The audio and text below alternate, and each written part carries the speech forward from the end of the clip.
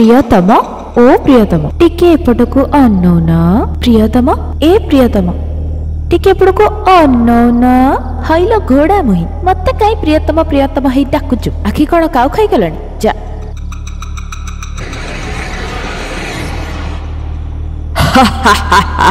जा रे बुढ़ी जा आमे बहुत शीघ्र प्रतिशोध नबु तोर अंत मु देखिबी तते मारिकी मु खाई जीबी।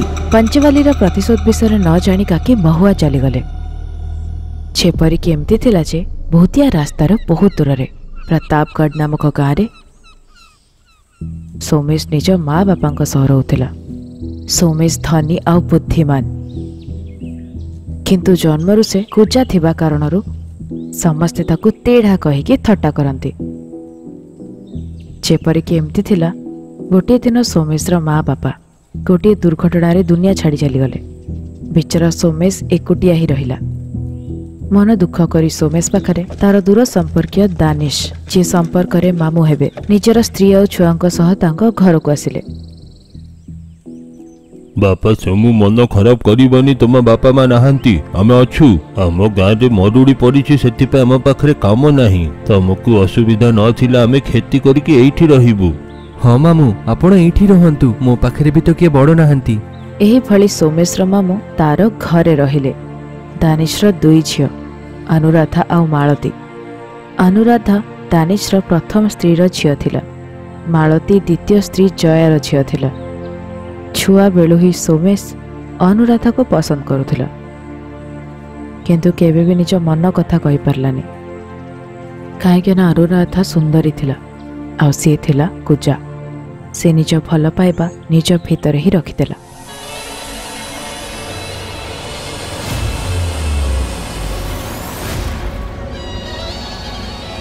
गोटे दिन दानिश खेतरू फेरुथिला तेबे साप कामुड़िला आ साप कामुड़ा जोगु से सेठी मरीगला। मामूर मृत्यु परे सोमेश मन दुख कला। से भूतिया रास्तार अंधार हेबा परे भूतंकर भयंकर हस अजब मूर्ति गुड़िक प्रत्यक्ष हैला। गोटे बाटोई एकुटिया जाउथिला।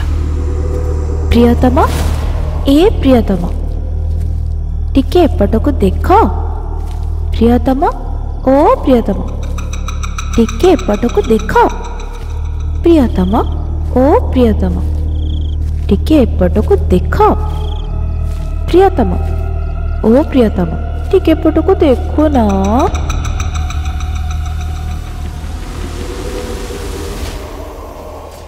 दिने जया आ मालती निज रूम रे बसिकी कथा होतिले। जदि सोमेशर बाहाघर हो गला तेबे जो झी आसीबो से हमकु घर थक्का दे काढी दबो। तू ताको बाहाई पड़ सब संपत्तिर मालिकाणी तू हबो। छी छी छी मो एक कुजा को जमा बाहाबिनी। मो स्वामी एकदम हैंडसम हवा कथा। से अनुराधा को पसंद करना ताको ही बाहा करी दियो। अरे मूर्ख सेते बेले सीए मालिकाणी हबो आ तू चाकराणी। तो कोन करबा मो ता भलिया कुरूप सहित बाहाबा को चाहुनी।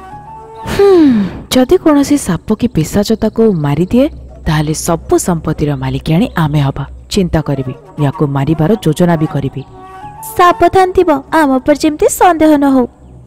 एही भली दिने सोमेश पाई खेतरे जया खाइबा नेकी गला। एपट सेपट कथा कही पुआ सोमेश मु जानिछि तू अनुराधा को भारी पसंद करू। मु ता सहित कथा ही बाहाघर पाई कहिबी। ओ नाही माई अनुराधा को मो परी कुरूप सहित बाहा करिबा उचित नुहे। छी छी तम भीतर कोन नाही कहलो सोमेश। जदि मु कुरूप न हेई थांते हेले अनुराधा को मोर मनर कथा कहि थांते। मो परी लोक को बाहा करिबा उचित नुहे। हे ये कुजापण को समस्या जदि तमे चाहिबो ताहले केते शीघ्र ठीक हे जिवो ना। एमिति कोनोसी चिकित्सा नाही जोटा मु छुआ बेले करेइनी हेइनी ठीक। मो कथा सुन महुआ गाँ रे गंगाराम नामक गोटे बुढ़ा लोक अछि आयुर्वेदिक चिकित्सक। तास्त देखा कर तम कुजापण चली जिवो। ठीक अछि मु काली जिबी। जा जा से महुआ रास्ता रे भूत रास्ता जा। ता परदिन सोमेश एकुटिया गंगाराम दादा सह देखा करिबा पाई महुआ पाई बाहरिला। महुआ पहुंची गंगाराम दादा घर को जाए निजर आसीबार कारण कहबा परे कौन मु आयुर्वेदिक डॉक्टर तुमको ये सब कथा किए कहिला। हाँ मु गोटे कृषक बापा। महुआ रे गंगाराम नामक केवल गोटे बुढ़ा लोक अच्छे ସେଇଥିପାଇଁ ସେ ଘରକୁ ଫେରି ଆସିଲା। ଅନ୍ଧାର ହେବା ପରେ ଭୂତ ରାସ୍ତା ଭୟଙ୍କର। ଆଜି ଆମ ଘରେ ରହିଯାଅ, କାଲି ସକାଳେ ବାହାରି ଯିବ। କିଛି ନାହିଁ ଅଜା, ସାଇକେଲରେ ସେ ରାସ୍ତାକୁ ମୁଁ ସନ୍ଧ୍ୟା ଆଗରେ ହିଁ ପାର କରିଦେବି। ଏପରି କହି ସେ ବାହାରିଲା। ରାସ୍ତାରେ ତା ସାଇକେଲ ଖରାପ ହେଇଗଲା। ସେ ସାଇକେଲକୁ ଧରି ଧରି ଚାଲୁଛି। ଭୂତିଆ ରାସ୍ତାକୁ ପହଞ୍ଚିଲା ପରେ ବହୁତ ଅନ୍ଧାର ହୋଇସାରିଥିଲା। ସେ ଏକୁଟିଆ ଚାଲି ଚାଲି ଯାଉଥିଲା। ପଛରୁ କୋମିର ଆତ୍ମା ବହୁତ ସ୍ନେହରେ ଡାକୁଥିଲା, ପ୍ରିୟତମ, ଏ ପ୍ରିୟତମ, ଟିକେ ଏପଟକୁ ଦେଖ। ପ୍ରିୟତମ, ଏ ପ୍ରିୟତମ, ଟିକେ ଏପଟକୁ ଦେଖୁନ।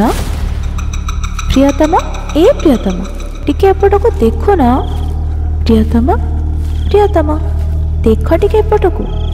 ଏତିକି କହି ସେ ପଛକୁ ବୁଲିଲା। ତା ଶରୀର ପଥରରେ ବଦଳି ଯାଉଥିଲା। ସୋମେଶକୁ ତା ଜିଭରେ ଗୋଡ଼େଇ ପକେଇଲା ପାଞ୍ଚବାଲି କାକି।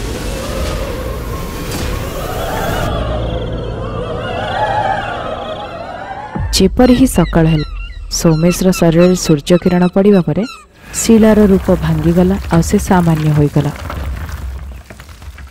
ତତେ ମୁଁ ପଥର ହେବାରୁ ବଞ୍ଚେଇଲି, ନହେଲେ ଆଜି ପଥର ଆକୃତି ହେଇ ଏମିତି ଠିଆ ହେଇଥାନ୍ତୁ। ତମର ଋଣ ମୁଁ କେବେ ବି ଦେଇପାରିବିନି। ହେଲେ ତମକୁ ଗଛରୁ କାହିଁକି ବାନ୍ଧିଲେ? ତମେ ନିଜର ଜିଭ ଏତେ ଦୂର ଯାଏ କେମିତି ନଉଛ?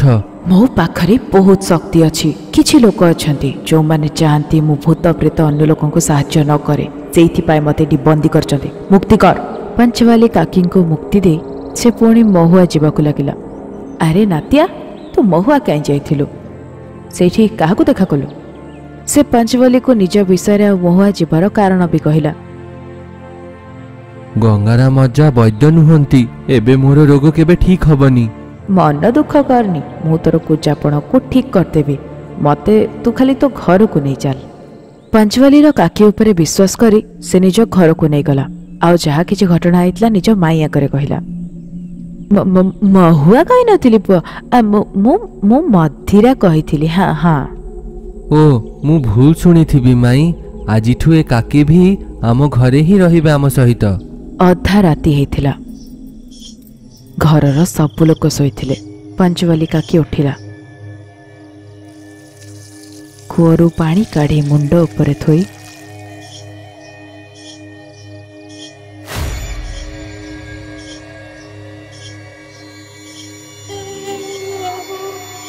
ଗାଁ ବାହାର କବରସ୍ଥାନରେ 5ଟି କବରରେ ସୁଖା ତୁଳସୀ ପତ୍ରରେ ପାଣି ପକାଇ ତିଳ ପକାଇ ସେ ଚାଲି ଆସୁଥିଲା। ପାଞ୍ଚବାଲି କାକି ପଛରେ ଗୋଟେ ଗେଡ଼ା ଭୂତଟିଏ ଆସୁଛି। କିଏ ଯେମିତି ସନ୍ଦେହ ନ କରୁ ପାଞ୍ଚବାଲି କାକି ଘରକୁ ଯାଇ ଶବ୍ଦ ନ କରି ଶୋଇପଡ଼ିଲା। ଗେଡ଼ା ଭୂତଟି ପଛରେ ଥିବା ଗଛରେ ଅଦୃଶ୍ୟ ରୂପରେ ବସି ଦେଖୁଥିଲା।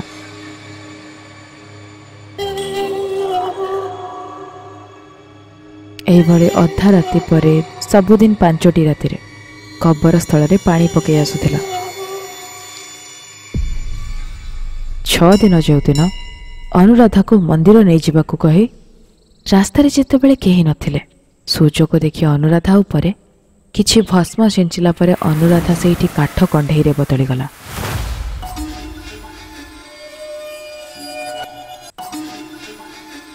ଆଉ ସେ ଘରକୁ ଏମିତି ନେଇକି ଆସିଲା, କିଛି ନ ଜାଣିଲା ବୋଲି ବ୍ୟବହାର କଲା। ଆଉ ଛାତି ପିଟି ପିଟି କହୁଥିଲା, ଅନୁରାଧା ମନ୍ଦିର ପାଖରୁ ଗୋଟେ ପିଲା ସହିତ ଚାଲିଗଲା। କହିଲା କୁଆଡେ ତାକୁ ଭଲ ପାଉଛି, ଆଉ ତାକୁ କେହି ଖୋଜିବନି, ଆଉ କହିଦେଇ ଗଲା ସେ ତାକୁ ହିଁ ବାହା। ଏଟା ମୋତେ ଆଗରୁ ଜଣାଥିଲେ ମୁଁ ତାଙ୍କର ବାହାଟା ବଡ଼ କରିକି ଦେଇଥାନ୍ତେ। ଯାହା ହଉ ସେମାନେ ଯୋଉଠି ଅଛନ୍ତି ଭଲରେ ଥାନ୍ତୁ, ସେଇଟା ହିଁ ମୁଁ ଚାହେଁ। ଭଲ ହେଲା, ତା ଗହଣା ବି ମୋ ଝିଅକୁ ହିଁ ମିଳିବ। ଗୋଟିଏ ଦିନ ସୋମେଶ କାକିର ପାଖକୁ ଆସି, କାକି, ତମେ କହିଥିଲ ମୋର ରୋଗକୁ ଦୂର କରିବ, ଭୁଲିଗଲ କି? ଭୁଲି ଯାଇଥିଲି। ଆଜି ରାତିଠୁ ବାଉଁଶ କାଠି ଗୁଡ଼ାକ ପିଠିରୁ ଅଣ୍ଟା ଯାଏ ବାନ୍ଧିବୁ, ଆଉ ଖୋଳିକି ମାଟିରେ ନିଜକୁ ପୋତି ଦେବୁ ବେକରୁ ଗୋଡ଼ ଯାଏ। 11 ଦିନରେ ତୋର କୁଜାପଣ ସବୁ ପଳେଇବ। ଆଉ ଏଇ ଭିତରେ ଯୋଉ କାମ ପାଇଁ ଆସିଛି ସେଇଟା ବି ପୁରା ହେଇଯିବ। ବିଚାରା ସୋମେଶ କାକି କହିବା ଅନୁସାରେ ଗୋଟିଏ ଗାତ ଖୋଳି ନିଜକୁ ପୋତିକି ରଖିଲା। ସବୁଦିନ ପରି ପାଞ୍ଚବାଲି ଅଧା ରାତିରେ କୂଅରୁ ପାଣି କାଢ଼ି ଆଉ ମୁଣ୍ଡରେ ରଖି ସବୁଦିନ କବରସ୍ଥାନକୁ ଗଲା ଭଳି ଗଲା। 5ଟି କବରରେ ପାଣି ଢାଳି ପ୍ରଥମ କବର ପାଖରେ ମାଟି ଖୋଳି ସେଇଥିରେ ଅନୁରାଧାର କାଠ କଣ୍ଢେଇକୁ ପୋତିଦେଲା। ପାଖ 2 କବରରେ ବି ଆଉ 2ଟି କାଠ କଣ୍ଢେଇକୁ ପୋତିଦେଲା। ଏହା ସବୁ ଦେଖି ଗେଡ଼ା ଭୂତ ଡରିକି କହିଲା, ଆକୁ ଅଟକେଇବାକୁ ପଡ଼ିବ।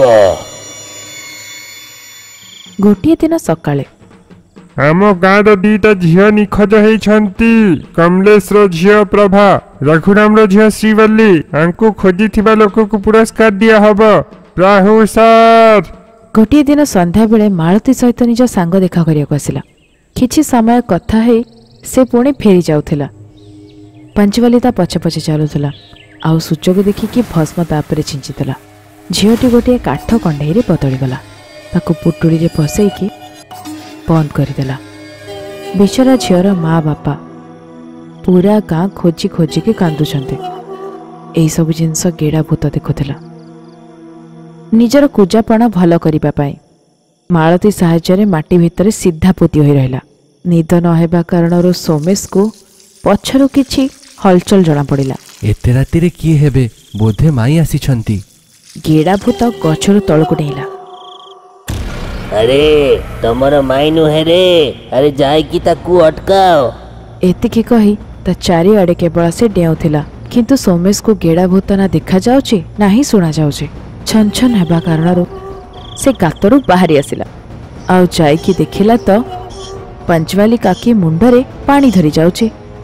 ସେ ଶବ୍ଦ ନ କରି ତା ପଛେ ପଛେ ଧୀରେ ଧୀରେ ଚାଲି ଚାଲିଗଲା। ଥଳିରୁ କାଠ କଣ୍ଢେଇଟିଏ ବାହାର କଲା। ଚତୁର୍ଥ କବର ପାଖରେ ଗୋଟେ ଗାତ ଖୋଳି ତାକୁ ପୋତିଦେଲା। ବାସ୍ ଆଉ ଗୋଟେ କଣ୍ଢେଇ ଅଛି, ଆକୁ ଅଟକେଇବାକୁ ପଡ଼ିବ। ଯାଅ ଯାଇକି ମନ୍ତ୍ର କାକି ସହିତ ଦେଖା କର। ଗେଡ଼ା ଭୂତର କଥା ତ ସେ କିଛି ବୁଝିପାରୁନଥିଲା, କିନ୍ତୁ ସୋମେଶ ବୁଝିଗଲା ଯେ ପାଞ୍ଚବାଲି କାକି କିଛି ତ ଭୁଲ କରୁଛି। ତା ପରଦିନ ସେ ଜୟା ମାଇଙ୍କୁ ସବୁ କଥା କହିଦେଲା। ଏ କାକି ତ ତାନ୍ତ୍ରିକା ପରି ଦିଶୁଛି ମାଇଁ। ଏ ଆସିବା ପରେ ଆମ ଗାଁରୁ 3ଟା ଝିଅ ନିଖୋଜ ହୋଇଛନ୍ତି। ମୋତେ ଲାଗୁଛି ଅନୁରାଧକୁ ଏ କିଛି କରିଥିବ। ଇଚ୍ଛା ହେଉଛି ଆକୁ ବାହାର କରିଦେବି। ସୋମେଶ, ତମେ କହୁଛ ଏ ତାନ୍ତ୍ରିକା? ଇଏ ତ କେତେ ତନ୍ତ୍ର ମନ୍ତ୍ର ଜାଣିକି ଆମକୁ ବହୁତ କଷ୍ଟ ଦେଇପାରିବ। ଆଉ ଯଦି ଆମେ ଗ୍ରାମ ପ୍ରଧାନକୁ କହିଲେ ତାକୁ ଘରେ ରଖିବା ପାଇଁ ଆମକୁ ଦଣ୍ଡ ମିଳିବ। ହଁ, ଏଟା ତ ସତ ମାମି। ହେଲେ ଆକୁ ଛଡ଼େଇବା କେମିତି? ଏହିଭଳି ତାନ୍ତ୍ରିକାଙ୍କର ଖେଳ ନଷ୍ଟ କରିବା ପାଇଁ ମହୁଆରେ ଗୋଟେ ମନ୍ତ୍ରବାଲି କାକି ରହୁଛନ୍ତି। ବହୁତ ଶକ୍ତିଶାଳୀ ମାନ୍ତ୍ରିକା। ମନ୍ତ୍ରବାଲି କାକି କେବଳ ସିଏ ହିଁ ବଞ୍ଚେଇ ପାରିବେ। ମହୁଆ ବା ମଥୁରା, ଠିକରେ କୁହ ମାଇଁ। ଆରେ ମହୁଆ, ପହରଦିନ ବା ଯାଇଥିଲୁ ସେଇଠିକି। ଠିକ ଅଛି କହି ସେ ମହୁଆ ପାଇଁ ବାହାରିଲା। ସାବାସ୍, ଯେମିତି ମୁଁ କହିଥିଲି ତୁ ଠିକ ସେୟା ହିଁ କରିଛୁ। ସେଇଦିନ ତ ମୁଁ କୋମଲି ଭୂତରକୁ ବଞ୍ଚେଇ ଦେଲି। ଏବେ ସେ ନିଶ୍ଚିତ ରୂପରେ ଶିଳାରେ ବଦଳିଯିବ। ସବୁ ସମ୍ପତ୍ତି ତୁ ହିଁ ଭୋଗିବୁ। ବିଚରା ସୋମେଶକୁ ଜଣା ନାହିଁ ଜୟା ଆଉ ମାଳତୀ ପୂର୍ବରୁ ହିଁ ପାଞ୍ଚବାଲି ସହିତ ମିଶିକି ରହିଛନ୍ତି। ଭୂତିଆ ରାସ୍ତାରେ ପାଦ ଥୋଇଲା ତ ବହୁତ ଅନ୍ଧାର ହୋଇସାରିଥିଲା, କିନ୍ତୁ ନ ଡରିକି ସେ ଆଗକୁ ବଢ଼ୁଥିଲା। ଗୋଟିଏ ଗୋଟିଏ କରି ଅଜବ ମୂର୍ତ୍ତି ପ୍ରକଟ ହେଉଥିଲା। ଦେଖିବାକୁ ତାହା ବହୁତ ଭୟଙ୍କର ଥିଲା। ବାପରେ, ଏଟା କେତେ ଭୟଙ୍କର! ପ୍ରିୟା, ଓ ପ୍ରିୟା, ଟିକେ ଏପଟକୁ ଦେଖ। ପ୍ରିୟା, ଓ ପ୍ରିୟା, ଟିକେ ଏପଟକୁ ଦେଖ। ଦେଖୁନ? ଏହି କଥା ଶୁଣି ସେ ପଛକୁ ବୁଲିବାକୁ ହିଁ ଯାଉଥିଲା। ତେବେ ଗେଡ଼ା ଭୂତ ସାମ୍ନାକୁ ଆସି ସୋମେଶର ବେକ ଉପରେ ବସିଥିଲା। କୋମଲି ଭୂତୁଣୀ ଯେତେ ବି ଡାକିଲା ପରେ ସେ ପଛକୁ ଆଉ ବୁଲି ପାରିଲାନି। ମନ୍ତ୍ରବାଲି କାକିଙ୍କ ପାଖକୁ ଯାଇ ସବୁ କଥା କହିଲା। ପୁରା ରାସ୍ତାରେ କିଏ ପ୍ରିୟ ପ୍ରିୟ କହିକି ଡାକୁଥିଲା, ହେଲେ ମୁଁ ମୁଣ୍ଡ ବୁଲେଇ ପାରିଲିନି କାକି। ଏଇଟା ତୋ ମହାନତା ନୁହେଁ, ତୋ ବେକରେ ବସିଥିବା ସେ ଗେଡ଼ା ଭୂତର ମହାନତା। ସୋମେଶର ହାତରେ ଗେଡ଼ା ଭୂତର ଚୁଟି କାଢ଼ି ତାବିଜ ଭଳି ବାନ୍ଧିବା ପରେ ସେ ଗେଡ଼ା ଭୂତକୁ ଦେଖିପାରିଲା। ଯେପର୍ଯ୍ୟନ୍ତ ଚୁଟି ତୋ ହାତରେ ବନ୍ଧା ହୋଇ ରହିଥିବ ତୁ ଗେଡ଼ା ଭୂତକୁ ଦେଖିପାରିବୁ। ଡରନି, ସିଏ ତୋର କିଛି ବି କରିବନି। କାକି, ମୋର ସ୍ୱଭାବ ଅନୁସାରେ ମଶାଣିରେ ତାମ୍ବାର ମୁଦ୍ରା ଖାଇବା ପାଇଁ ପ୍ରତାପଗଡ଼ ମଶାଣିରେ ଯାଇକି ଗୋଟେ ମଶାଣିରେ ସମାଧିରୁ ପୋଟଲି ଖୋଲିକି ବାହାର କରିବା ପରେ ବହୁତ ଆଗରେ ଭୂତ ରାସ୍ତାରେ ବନ୍ଦ ହେଇଥିବା ଭୂତ ପାଞ୍ଚବାଲିକୁ ଉଠାଇ ଦେଲୁ। पंच प्राण मंत्रम तंत्र क्रीत आकृतम मरण रमन प्रज्वलन। ସେତେବେଳେରୁ ମୋ ପଟରୁ ଭୁଲ ହେଇଥିବା ଜିନିଷକୁ ଠିକ କରିବା ପାଇଁ ବୁଲୁଛି, ହେଲେ ମୋତେ କିଏ ଦେଖି କିମ୍ବା ଶୁଣି ପାରୁନି। ମୋର ଶକ୍ତି ତା ପାଇଁ ଉପଯୁକ୍ତ ନୁହେଁ। ପାଞ୍ଚବାଲି ପଛରେ ବୁଲୁଛି, ସେ ନିଜ ପାଇଁ ନିଜେ ଗାଢ଼ା ଖୋଡ଼ିଛି। ସୋମେଶକୁ ସିଏ ତମ ପାଖରେ ପଠେଇଛି। भूतिया रास्ता को पार करके से मो पाखक पहुंची पारिबनी एटा ही योजना थिला। ए पंचवली किए काकी से कौन चाहूछि? पंचवली आ ता स्वामी भुगाटी होची तांत्रिक मते मारिके बेताल मुकुट को प्राप्त करबा पई बर गछ मूल सबु बेले पाताल गरुड़ को गोटे प्रसव में 5 छुआ को जन्म करी बलि देवा जोगु सी ताको आवाहन करिचे। जागो जागो तुमको मारिबा पाई भूतात्मा आसुछि। भूत रास्ता रे पाताल निगोड़ को निज स्वामी रो बलि देवा को अटकाओ नहेले विपद। एही भली बेताल शक्तिर धमक जोगु मु भूतात्मा ठारू बंची पंचवली जे साधना करुथला से निज स्वामी को भी बलि देवा को पछो नथिला।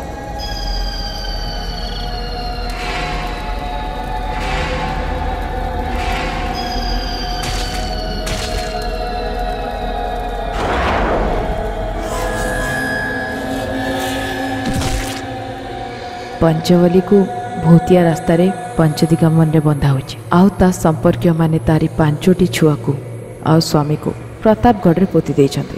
समाधि देवा समय रे सब सहित नवरत्न आउ नवधान्य सहित तंबार मुद्रा गुड़ी को पोटुली बांधिकी रखा जाइथिला। आउ ए केड़ा भूत मानको से तंबा मुद्रा खाइबा को भल लागे। एही कारण जोगु पंचवलीर स्वामीर आत्मा चली आसी पंच दिगबंधन रे थिबा पंचवली को होश रे रखिछि। निजर 5 भूत बलि नाक मुह मुंड कान आउ बेकरे तिल चिन्ह थिबा कारणरू झियो गुड़ी को काठ कंढे रे बदली तांको तांको समाधि रे पोती दे कबर रे पका जाइथिबा अंकुरित तिल को पके फूल फुटिला परे निज पेताल मुकुट को पुणी थरे से फेरी पाइजिबो। हेले केमिति ताको अटकेई परिबानी? अटकेई परिबा काहेकि नुहे। चल प्रतापगढ़। जेतेबेले सेमाने पहुँचिले तेबे पंचम काठकंढे को पंचम कबर रे पके मंत्र पड़ुथिला। पंच प्राण मंत्र तंत्र कृताकृतम मणम रणम प्रचुलम। से 5 कबर पाखरे भुआटी भूत पहरा दौची।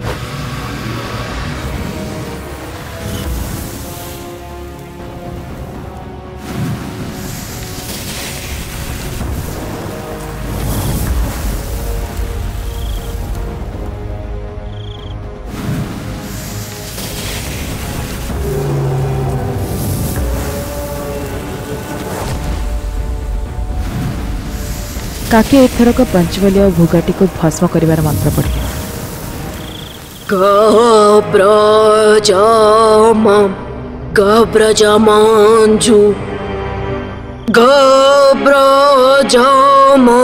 पांच काठ कंढे निज असल रूप को आसीगले।